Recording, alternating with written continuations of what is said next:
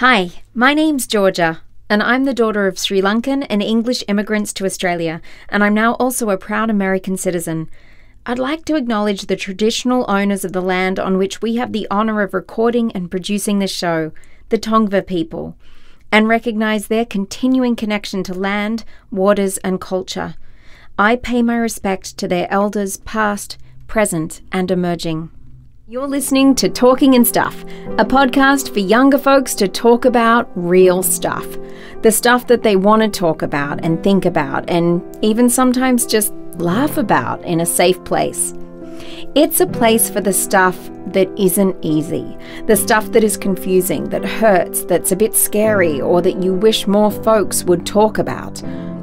Some of the things we do talk about might bring up a lot of feelings and thoughts for you. If anything you hear here worries you, please reach out to someone you trust and tell them how you're feeling. If you aren't sure who to reach out to, please reach out to me via the email in the show description. We are here for you, and you are never alone. Thank you for joining us and listening. We love having you here, and if you ever have something you'd like to share, we would love to talk with you too.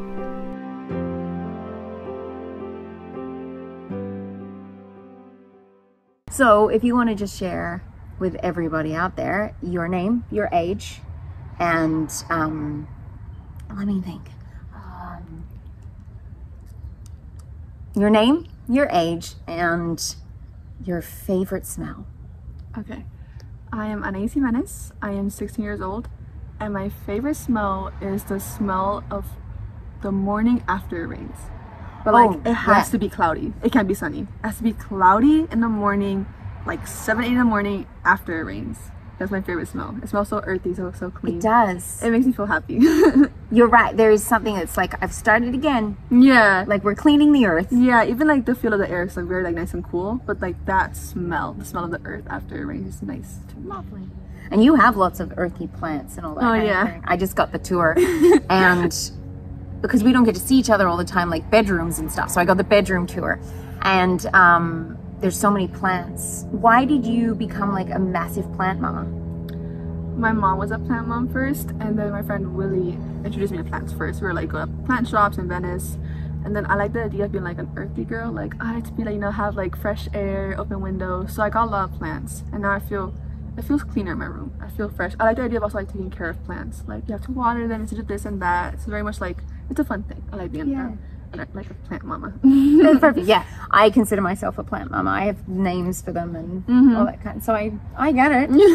It's a sense of responsibility and love that's a little bit easier than an animal. So I get it totally. Now you are a junior at Animo High, and you are a volleyball player. Yes. What else comes together to be part of your identity? Like, if you were to describe yourself, what are the things that make you you? I am really big on books. I love books. I go to Barnes & Nobles mostly like 3 times a week. I go for look at books. I buy more books. I read them like in a month, but I read them. But like I'm really big on books. What sort of books? Like novels or nonfiction or? I like nonfiction, but not like the fairy tale type of nonfiction. Like I like romance, really big on romance. Mystery, I like mystery, like true crime stuff. Also like sappy, sad romance. Everything is like just sad and sappy and like romancy. I really like. Okay, so reading for you is also kind of like a escape into the book. Yeah. What else? Oh, I'm a cat person. I love cats. Yes, you are. And you just got a new cat. Yes, Bagel. I have Bagel and Aluka, my 2 cats. I'm a really big cat person. But you weren't a cat person. No. When I first met you, you weren't a cat person. No, and let's be clear. I first met Anais when she was shorter than this camera. You were probably 5 when I met you, I think. So obviously, lots changed since you were 5, but. You were newly a cat person is what I mean. Yeah. Oh, I feel like I've been a cat person. I just never had the chance to have a cat. Okay. But I forced my parents to really have a cat. So I was like, now I'm a cat person. And you've got Luca. Aluka and Bagel. Aluka. Perfect. They are really cute. What else? Music. I feel like music also like if you're saying like what is Anais, I really love music. Music is a big thing to me. You are a big fan of music and sort of really appreciate like what I would call some really quality music. It's not just like you're like, I like what's cool. There's that band that you were telling me about. Yes, These Sacred Souls, that I've come to really love them. So what is it about them? Because they're not a huge band, right? Like, no. How did you find them? What is it about them that you love? I found them through TikTok. It was like this audio playing behind this like video about like, I don't know what it was, I think about movies. And the comments were like, oh, I love this song. And I was like, oh, you know, I'm gonna like give the song a listen. And they only had like 3 singles out the first time I heard them. They only had like 4 songs out. And then they dropped an album this year. And I was like, oh, I really love this group. It's the lyrics. They're not like, how do you say it?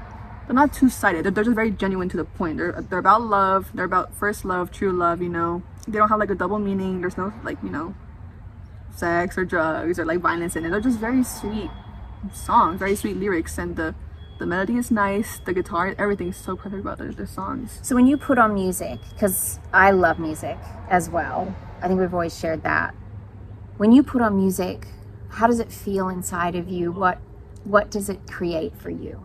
I'm just very at peace when I put music on. I'm very happy. Like, I don't know, I feel like it just transport me, I guess. Like, it's just me and the music.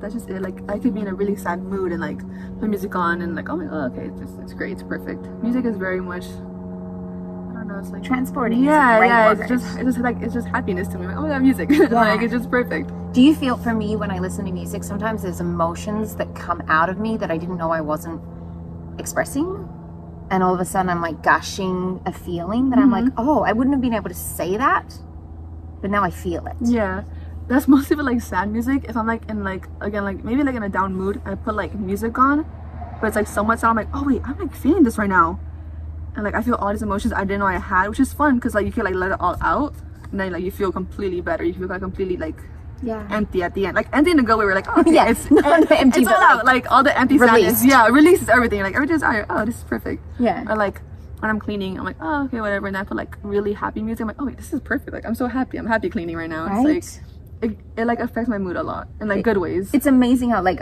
I work out to all different kinds of music, and I forget when I put like happy music on, it goes so much faster, and I leave being like, this is the best day ever. And then I'm like, why do I listen to sad music?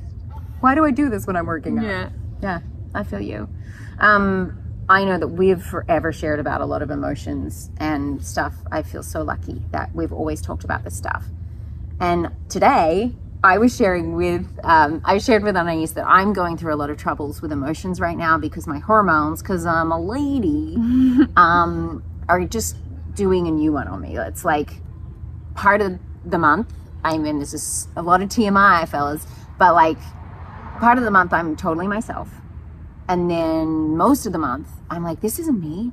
I feel like there's a cloud on me. I feel like I'm just anxious or frustrated or sad. And it's sad to me because I'm like, this isn't me. And I was telling you, and you're like, hang on. Me too. Yeah. Do you want to share anything about that? So I feel like I feel like it started like a very long time ago, but it just kind of been coming like in and out. It's not like a constant thing. It's like it comes and it goes, where I get like irritated by everything, like my family, friends, school. Like there'll be moments where I'm like with my friend group, we're laughing, we're giggling, we're doing whatever, we're joking, and then like I don't know, like I get so irritated by everyone, and like I snap at like Willie and my friends. I'm like, oh, I'm so sorry, I didn't mean to. And the thing is, like, it's very tiring going in and out of being mad and happy because you don't know why you're mad and happy. Even with my family, we'd be like watching a movie and maybe like my mom's like drinks her drink too loud. I'm like, oh, like, bro, like, it's just this very like irritating sense, and I feel bad because I'm my family, so I shouldn't be acting that way. I just can't control it. And then I will snap at her, and then like 2 minutes later, I'm like, why did I snap? And I just like, and I try to like, you know, say sorry, but then she gets mad because she has like every right to be mad. Right. So it's this very like annoying, tiring feeling of going in and out of being happy and mad and not knowing why, which is really, really annoying and really tiring. And then just like constant like feeling really mad and sad but having no reason to be feeling sad, so you feel guilty about being sad. Right. It's like you've created a vicious cycle for yourself as well, because like as you said, like you're feeling bad for feeling bad. Yeah. And I think what I loved about what we spoke about earlier is I'm doing my best to get that this is not me. Like, yeah, it's my hormones and I can't help it. But like, they're separate, and it's something that is created in me, happening to me, making me feel a certain way. I'm not choosing to be angry. I'm not choosing to be, you know, mean to people that I love. And it helps take yourself out of it a little bit, because I don't know about you, but sometimes I feel like I'm watching myself be mean. Yes, it's like it happens, and I'm like, which is like it's like like I said, it's like an out of body experience. Like, it's not me being mad. It's just like, I don't know what happened. I'm like, why did I do that? Or like I said, it's just like I watch myself being mean when I didn't want to. And then the thing is, like, I try to apologize for it, like, to my friends, and it's like the mood we were in before just isn't the same. Like, the happy mood of us joking isn't the same. Yeah, there's no way to get it back. Yeah. And then we feel guilty that we changed it. We caused it or something. Yeah. It happens to me all the time where I'm like, I'm fine now. Like, everything. Yeah. And then I'm like, but you still got anxious. Yeah. You still and got the thing mad. is, like, I will get mad again later that day. So I can't really say I'm sorry. And then it happened again. Or like, I'm not making it happen. It just kind of does happen, where I'm just like, ew, like, people. Do you ever talk to your friends or your family away from that time and be like, I'm sorry that I do that sometimes? Have you ever said that? I've said that a little bit to Willie, my friend. I said that a couple of times. He was like, it's okay, like, I understand you. Like, I talked to him about it before. I was like, hey, just know that when I do stuff, I don't really mean it. Like, it's not intentional. It just kind of happens. And I know, like, I should control it, but I really can't. And I tried talking to my parents, but it's kind of this like guilty kind of thing. Like, I don't want to say, because then I like feel bad, kind of. It's like, I don't know, it's like this guilt feeling when I tell my parents about it. Guilt because you're worried they're gonna worry about you? Guilt as in a sense where, like, I am very embarrassed of my actions. Like, if I get mad at them, I'm so embarrassed. I'm like, oh my god, I didn't mean to. And if I bring it up, I just feel bad about it. So I'm like, I don't know, it's this weird, feel you. It's this weird thing where, like, I don't want to bring it up because then I will feel bad and guilty, but I should bring it up because it's like I have to apologize to them at some point. I wonder if, and this is something that I'm learning for myself too, to have conversations with people when there's no emotions involved. So like, just saying to them at some point, I find myself getting angry for no reason, and it makes me feel like, tell them the whole story. Be like, and then I feel bad and I don't want to apologize to you because then that it's not good enough, or like I still feel guilty. So I just wanted to say, if like, maybe ask them, like, could you do your best to remember, when I get angry at you, I don't want to be. It's not something I'm like, yeah, mom, yeah, dad. I've talked to my dad about that. Everything you said, I told him before, and he was like, you know what, I feel that's how I am sometimes. He was like, if you want, we can like find you help, like a therapist, so you can like talk about it if you want someone to talk to. But my mom is kind of more on the like aggressive side, where she's like, oh, okay, well, like, don't get mad at me, this and that. So it's like I can find more in my dad, like in the sense where like he kind of understands where I'm coming from, and they both want to help me. They do. My dad's just more open to like. It's interesting because it's usually the other way around. Yeah, my dad is more open to listening first and then talking. And my mom is more like talking while listening. You know? So, but they're both very like open and helpful, and like they just want the best for me. So I see the both sides, and parents again aren't perfect. So it's just depends on how each person reacts to what you're going to say to them.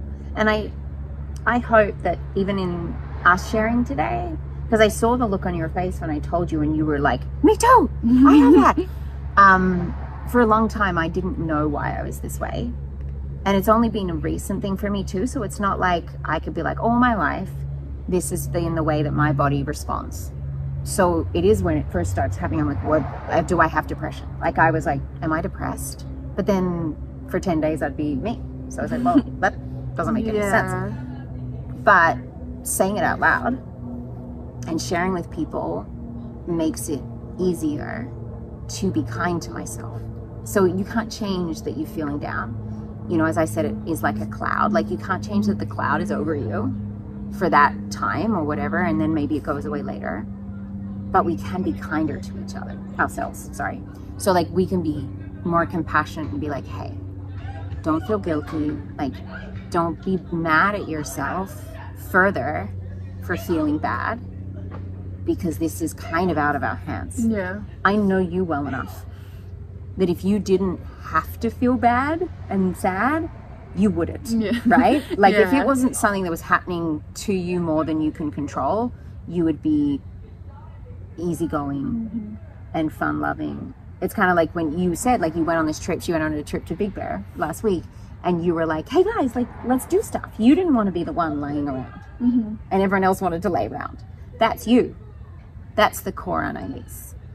So we are, and I'm that person too. Like, when I'm in a good mood, I'm like, well, let's all do something silly. Let's go over here. Like, I'm the one like you that's like, let's go out in the snow and jump around and make a mess. That's you. So we get to now offer ourselves love and compassion and say, something's happening. We don't know how long it's going to happen for, but I can take care of myself and learn the things that help. So hopefully, and maybe finding other girls and boys, because boys go through hormone stuff too. I think we decide that it's just girls, but boys are just reacting differently, you know? They're being like, oh, I'm gonna pick someone up and stuff, which is a little bit different though. I'm gonna cry into my pillow for hours. But we each respond differently. I think teenage boys also get a little bit bonkers for a little bit there, as we have discussed many times before. Yay, teenage boys and girls. And all humans are very interesting. So you talked about your parents and them being great. And I will testify here on the record, your parents are pretty awesome. They are pretty awesome. I have loved them since the minute I met them. I was so happy to be at their wedding. Consider you to be family, and them to be like they can't be my parents. I'm too old for that. But like, they're kind of like my surrogate cousin, brothers, sisters in a way, and you're kind of like my surrogate girls. Annie has a little sister as well, so that's why there's two of them, you see. But recently you've been feeling some like frustration with them, which is totally normal, by the way. No parent is perfect. And I found it so interesting because you're being a little bit protective of Kaylee as well in that.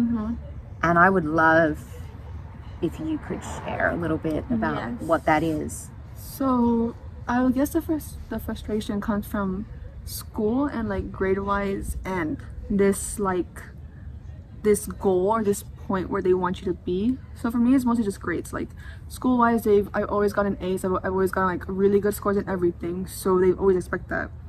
And so when it comes to where I get like a B or a C, they get like really, not really mad, they get kind of disappointed. Like you feel this like sense where they're like, oh, well, you can do better. And not in a go way. You're like, oh, you know what, like, you know, it's okay. No, they're like, oh no, you can do better. Like you have to do better. And it's this sense where I felt it since middle school. So whenever I feel like I'm like at a really low B, I just get anxious. I'm like, oh my god, no, I can't. And then I feel bad because I'm like, well, I feel like I'm forcing myself to be this really perfect student, like get all A's, this and that.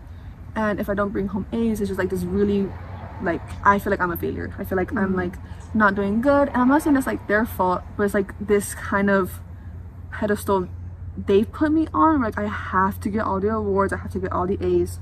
So I make myself get like that. And it sucks because it's like you start competing with everyone else in your class. You don't see them, at least for me, I don't see them as friends. I see them more as like, oh, I have to be better than you because I have to get all A's. Like let's say this girl did like better than me on a pre-cal test. I'm like, why? Like like I'm supposed to be going, you know, it's just like this like really like weird thing where I'm like competing with everyone at all times for no reason. Even in small stuff, like maybe it's like an essay, I go all out. I'm like, no, I have to be better than everyone. Like unconsciously, I'm like, I have to be better than everyone. I have to like compete with everyone, even my friends. Sometimes I'm like, oh, they're studying. I'm like, oh, I have to like study 10 times harder. That's so interesting. Annie, you've opened up my mind to something that I did when I was your age, which I've always had so much guilt and shame around. If I could share a little bit in the process of like this opening my mind as well, that like you had pressure from your parents, you have pressure from your parents. My parents didn't also, they were like, I'm not trying to put pressure on you, I'm not, you know, like, but I felt it because I also, it was like expected that I was the smarter kid and I did well. And that adds like a whole, like we can't just succeed for ourselves or we can't fail for ourselves. We can't just have a bad week because all we're thinking is, what about mom and dad? Like how, like I don't know about you, but like I picture their face. Like what are they, and by the way, that never goes away. I picture how they're going to look when they get the news, rather than me being like, well, what do I feel about that? Maybe I'm just not good at that thing, or I wasn't, and that's fine, I'll be good next time. But what you just said about the competition at school, in 9th grade, when I had a math test, I was the one that usually did the best.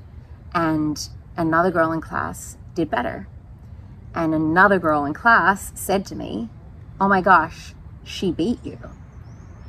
And I said the worst thing I've ever said about anybody. It was racist and not okay.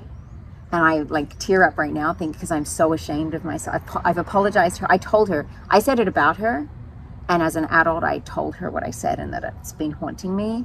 And I still wish that I could find Bridget, who I said that to, and be like, I hope that you've forgiven me for being that unkind person that day. All it was me feeling threatened that my competition had beaten me, and that was going to get back to my parents. Yeah. And it made me say the worst thing I've ever said about anybody. So I never connected that it was because of my parents. Not that I'm blaming my parents, but I take responsibility for what I said to Amy that day, about Amy, to Bridget that day. But you're so right that the pressures that we feel, like a little boiling cooking pot, just add and add and add, and we don't notice. Yeah, like you were saying about the whole like they beat you thing. I have this friend who is also in my high school, who I went to in middle school, who would always ask me for help in like homework. Oh, Anais, can you give me the answers? Oh, Anais, I need help with this. And I was like, oh yeah, like someone's asking me for help. And now I'm asking him for help. And it was this whole thing. I was like, I'm not smart anymore. Like, oh, I'm not where I was before. And like he got, I think like 2 A's on our final, and I got only 1 A. I was like, how is this kid who I was helping in middle school, who, not to be rude, was like, I was smarter than him, is now smarter than me? It was this really big thing. I was like, what happened? Like, am I failing? Am I getting worse? Am I not learning enough? Am I like, you know, not doing the good high school experience? And then they're always like, or he's always like, oh, Anais is just mad that I'm smarter than her in something. I'm like, oh no, and, you know, to laugh it off. I'm like, oh, I actually am. Like, it's always been this thing where like I have to be the best, not only for my parents, also for me. Like, it's my like own validation. I'm like, yeah. Oh, it's totally academic validation. Like, oh, I need it. I need to be the best. So I'm always comparing myself to other people when it comes to like academic wise. Like, always, if I see this girl reading this book, I'm like, oh, I have to read a book like smarter than that. If I see this girl reading like this book, I'm like, oh, let me read it, see what it's about. Or if I see like just anyone studying, I'm like, oh, let me study now, because I feel like I'm not doing enough as a student if I'm not doing what they're doing right now. This is really weird. Like, do you think it's interesting, because at the start I asked you like, what do you identify as, right? Like, what are the well, obviously not the way that we talk about that now, which means a whole new thing these days, but what identities, what things about you make up your identity? So it sounds to me like being smart is something that you put a lot of value in your identity, and it's being threatened in different ways right now. Yeah. Yeah, like my goal for the end of the semester this year was like, I got this award in the beginning. It was like, oh, students who finished the midterms with perfect A's. And I was like, oh my god, I have to get the same award for the end of the semester, because if I don't, then what happened? Like, why am I not staying at the top? So it was like this thing where I was like, oh my god, I have to get that award, I have to get that award, I have to get that award. And I did finish with all A's, but I was like, oh, I guess it's whatever, you know? Yeah, and it's like so much, I don't know how to say it. It's like there's been so many times I've gotten this like same grades. I'm like, oh, that's the I did it again. No, it's an interesting thing, because the anticipation of things is often where our emotions are. It's kind of like, this is a weird science fact, but happiness isn't actually a long-term actual state. Happiness is what we feel when we anticipate happiness. We're like, oh, I'm going to feel happy when I get A's. And then we get them, and it doesn't do the job. Yeah, it didn't last long. I saw that. I was like, oh shit, I got It's A's. fleeting. It's like 20 seconds. Like, oh my god, and I was like, oh. Yeah. Okay, that's it. Oh, wow. That's so it. you know, the standard, that like scientific amount that I put to it from what I've read is 20 seconds. The feeling of joy and happiness, joy's different, because that can be meaning and purpose and like connection and love. But happiness, that jolt, that it's like a serotonin rush and a dopamine rush and all the good things, is 20 seconds. And then you're like, so we spend all of our days planning to feel good with getting that result. So it's interesting that, like, it doesn't change that you're frustrated with your grades. And I don't want to try and fix that, because that's not what we're here to do. But I think as we grow older, when you're old, you start finding new things in your identity. Like volleyball, for example, like she's really good. That's becoming a part of something that you're like, this is something I'm good at. And we start seeing in other people what they're good at and what we're just not good at. Like, I'm never going to be a great skier or a snowboarder. I'm just not. Like, I've never tried. But I am really good at singing. So I now have that. And for me, I had to let go of academics too, because I realized I didn't want a career that needed like to be a physicist. Yeah. And those are the places that like our schools teach us to be in positions of great academics. They don't teach us to be great humans. And I've chosen a life of doing things that require you to be a good human. So I had to learn that separately, which also meant learning to not be as good as others and to still love them anyway. Yeah. And so I chose all the subjects that got marked down at school. So I knew no matter what, and it's the Australian system, different thing, I knew no matter what, I was not going to get as good a grade as all of my close friends. All of my close friends, like literally the 3 friends that was the closest to the school. One is a brain surgeon now. One is a pediatric oncologist.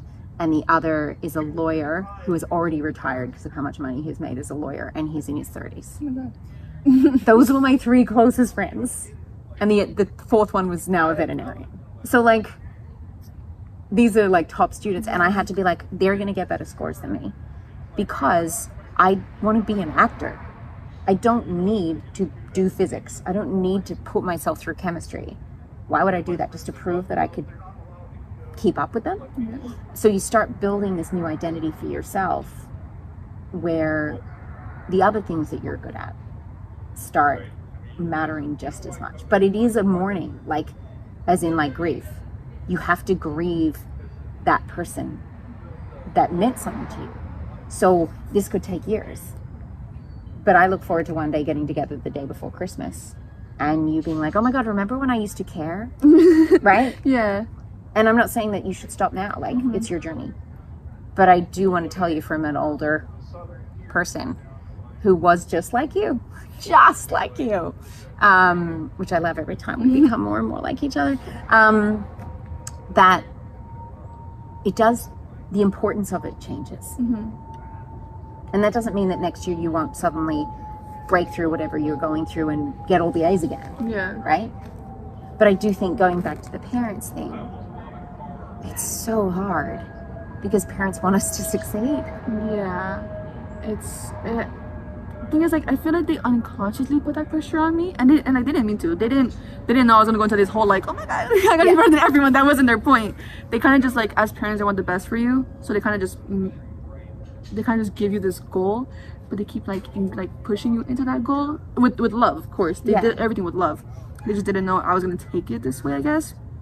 But they've been kind of doing the same thing to my sister Kaylee, where they're like, oh Kaylee, why do you have, because she goes by 1, 2, 3s and 4s.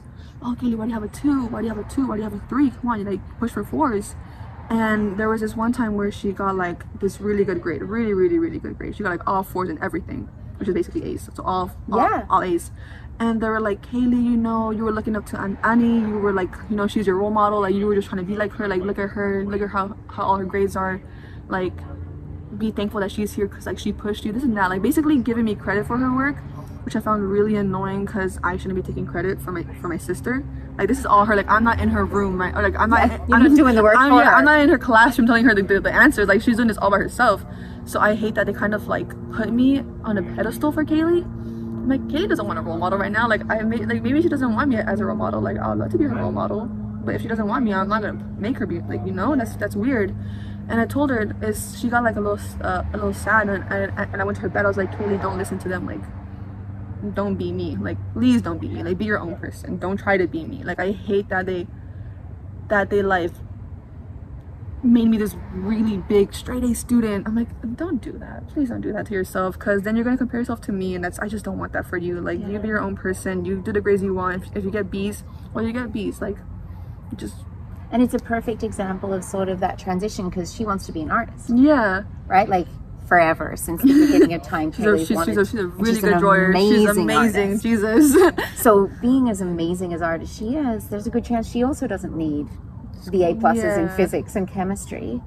And I think it's beautiful that even now you have the wisdom to point out to her, this isn't what you're not me. Yeah, and I'm not her. And I told my parents too, when she was, you know, not here, or like when she wasn't in the room with us, I was like, hey, just don't do the same thing you did with me to her. Like, I know you pressure me with love, but don't pressure her with that too. Don't pressure her into only A's or only 4s, because I know what it feels like, and I don't want her to go through that. Because yes, I've cried before because of my grades, and I don't want her to like cry over something that isn't important. Like grades don't define you, so I don't need her to cry over like stuff like that, which I cried over.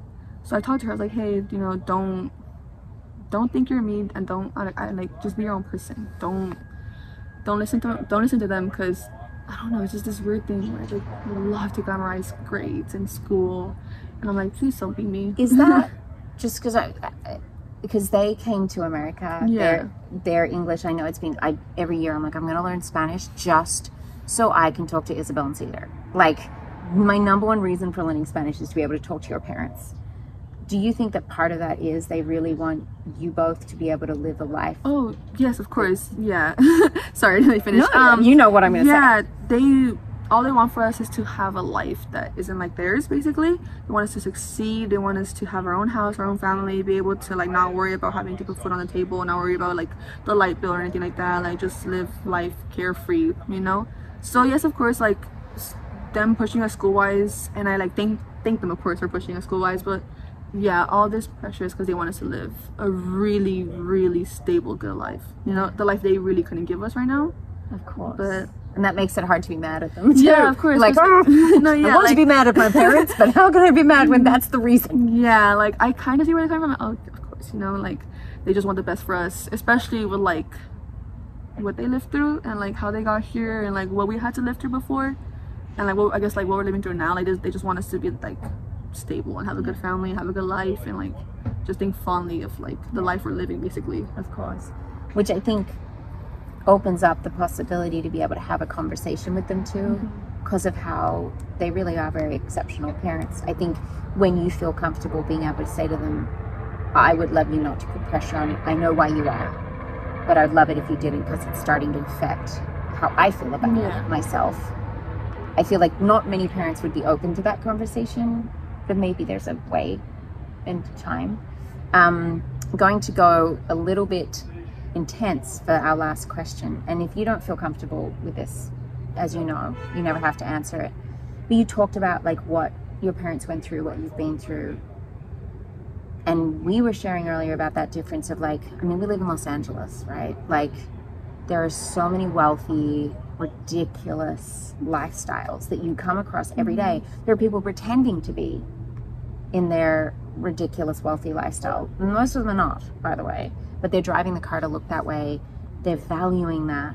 And you've always been someone that has their head totally screwed on right, cares so much about your family, know what's right or wrong. But I've sensed in you that still affects you a little bit. The world in which you live within, having, you know, you have a very humble life, which is beautiful. And I think it's the way everyone should live, you know, having their values right. I'm not saying anyone can live in whatever house their world creates, but you have your priorities straight. And a lot of those people in those houses with those cars do not. I wondered if you would share anything around like being who you are in this flashy, fancy world. It's, again, I think I want to go to like the comparing thing. You compare yourself to everything. If like I see, let's say if I see some girl my age, I guess, like with designers, I'm like, oh, why don't I have that? Or like, oh, why does she get to have it? It's this thing where like you know you're good enough, but you see people who have like this really extravagant life, who have tiny stuff that you don't have. You're like, why don't I have that? Like, I don't know. It's this weird thing where, at least for me, I compare myself a lot to everyone around me, or like I'm guilty of the whole like living a life I don't actually have. Like, I like to show that I have money, or like, oh, I'm walking around with this, I'm walking around with that. A little example, this necklace, this Vivian necklace. It's lovely, yeah, by the way. expensive necklace, but I don't have the money for this type of stuff. I'm 16. What am I doing walking around with like a $200 necklace? Like, I glamorize stuff, I like romanticize stuff that I shouldn't be, because I don't have the life of luxury that like lets me have these kind of stuff.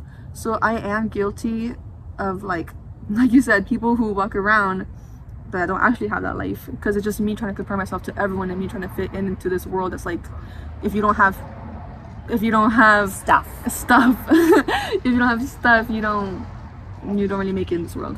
Yeah, which is so tough, because what actually is happening is 90% of us don't have stuff, right?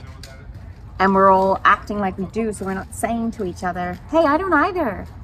Let's just be friends on that. Yeah. Let's talk about the fact that we wish we had stuff, and that will connect us. Yeah. But I think it's really brave of you and honest and wise to know it. Like, most people are just like, yeah, I like stuff. Stuff makes you feel good. Let me buy another house. Let me buy another thing. I'm not saying you can buy, you know, but like, let me buy another necklace. Let me buy a thing, and get defensive. Like, no, it just looks good. Like, and they put themselves on TikTok with all that and do all that. So you're at least at a better point where you can see that maybe that's not healthy. Yeah, it's like I feel like just growing up in this world where people are so obsessed with name brands also kind of like makes you obsessed with name brands. Like, even in middle school, people are like, oh, you don't have Vans, you don't have Nikes, you have like really weird shoes, and you're like, oh, okay, fine. So you go out and buy stuff that is name brand, and you're like, oh, yeah, I don't have the money for this. Or they're like, oh, you're wearing the same outfit from last week. You're like, oh yeah, like, is this really? It's hard living in this world. Like, you have to have something new every single day. Yeah, you have to have new clean stuff. Like, oh, you don't have the new iPhone. Like, even stuff like that that's really expensive. You're like, oh, you used to have the old iPhone. You're like, well, yeah, I mean, how frustrating. like, what else should I have? Or like, oh, you don't have the new this and new that, and you like try to pretend you do. And like, at least for me, when I work, I like save everything up for like this one thing that's really expensive, when I could use that on like 10,000 other things that are like cheaper. Right. But just to like fit in with everything, just to like fit into this world that like everyone's so obsessed with name brands. And I walk around, let's say like Little Tokyo, or like where we were, Daiso, and people are like having these like Balenciaga stuff, or like Louis Vuitton and all these Gucci stuff. You're like, okay. Yeah. What? And it's so frustrating for me to hear this, knowing it's true and knowing you're right, that is what people do. And yet I just like, I want to walk behind you and be whispering in your ear, you are so kind, you are so clever, you are so fun, you are so good, you are so thoughtful, because that's what should make you valuable to others. And eventually it does, because that stuff drops away. You know, looks fade, right? Or like name brands, you find the people that actually are like, I couldn't care less about that stuff. And those are the people that you really connect with. But when you're your age, it's kind of like the only thing you're it's everywhere. Yeah, it's like the one thing that like defines you basically. Like, even everyone at school, they got like the new fours. You're like, oh my god, how do you get that? The new what? Fours, like the Jordan fours. Like, they're basically shoes. Jordans. Yeah. And, See, and they got those like new shoes, and they're like, oh my god, how'd you get that? Like, you like, it's crazy how you have to have the very first new thing. And there's nothing wrong with having nice stuff. Oh no, yeah, of course. Like, go ahead and shop all you want. Like, that looks really cool. It's also just very tiring having to be like, oh, I have to get that. Like, I have to get this, I have to get that. And like, if you don't, and you're like, oh. And I'm sorry that you are going through that. And once again, it's like, over time, you find the people that don't. But at this point in your age, it's basically impossible. I remember I used to buy some really weird stuff to try and fit in. I almost did the opposite. I tried to wear things from women in movies to try and like, and people were like, that's a different outfit. And I'd be like, yeah, I don't care what you guys think. Like, I did the opposite. But I think that, once again, like, the person that you are sitting next to me will always keep you connected. And I don't doubt for a second that you're going to go on to have an amazing life where you'll be able to buy that stuff if you want to. I also don't think, I predict, here's George's prediction. So let's end this with a prediction. That when you get to my age, good God, old lady, you'll be in a position where you can buy those things if you want. And you will also be in a position of security, knowing that you won't. You'll probably donate or like give to the, like, or create stuff or spend it on meaningful things for people you love.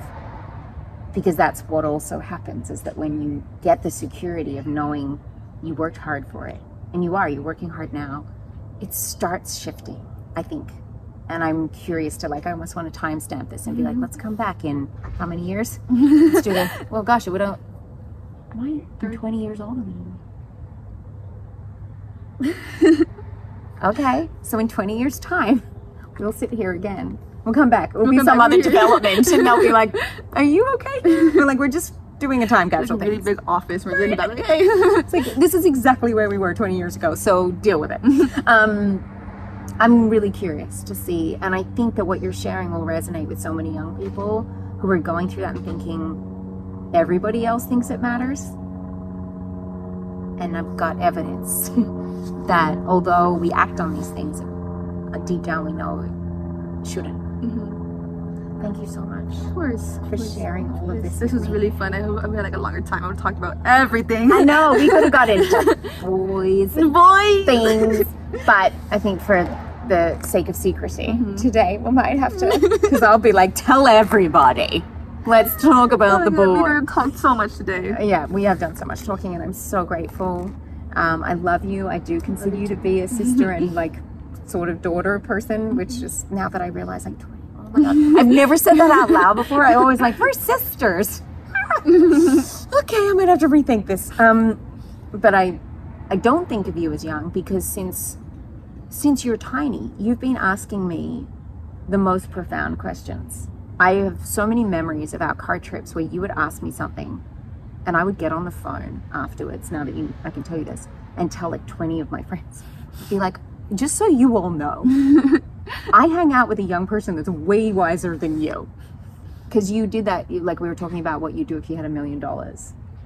And your answer was to give most of it away and buy your mum things to make doll clothes, and your dad medical help, and the rest you would give to your teachers so that they could buy supplies, and the rest and you said you would keep 1,000 for you. I remember that answer like it was yesterday, because I wanted to cry. We were coming back from the Disney on Ice thing. We were, yeah. And Razzie's asleep in the back, but we had our big talk, and I've never forgotten your answer, because that's who you are. And you'll always be that person to me. And I love you. I'm gonna cry right now. Yeah, no, I'm like, so give me a hug and we'll turn it off. I love you. I love you. Merry Christmas. Oh my God, Merry Christmas. Merry Christmas. Merry Christmas Eve. Yeah. Mwah. Thanks for listening to Talking and Stuff. All of the young people interviewed have done so at their own choosing, and were given final approval on all videos and audio before it was shared.